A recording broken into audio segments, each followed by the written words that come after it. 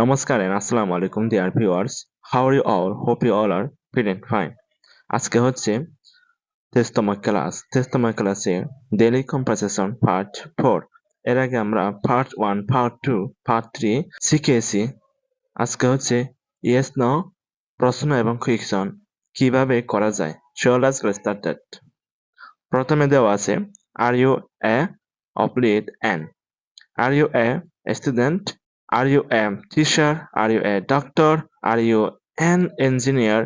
এই যে এখানে এ এবং এন এখানে দুইটা অপশন দেওয়া আছে।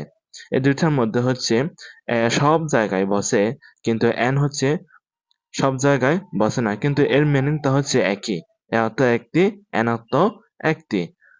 এন হচ্ছে তারপরের ওয়ার্ডের প্রথম অক্ষরে যদি ভাওয়েল হয় তাহলে এন বসবে। যেমন are you an engineer, are you an advocate, this type of.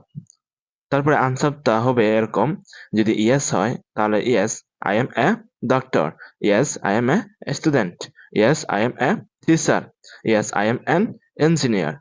যদি নো হয় তাহলে no I am not a student, no I am not a teacher, no I am not a doctor, no I am not an engineer.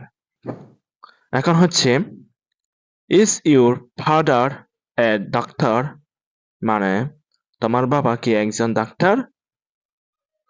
যদি yes হয় yes my father is a doctor.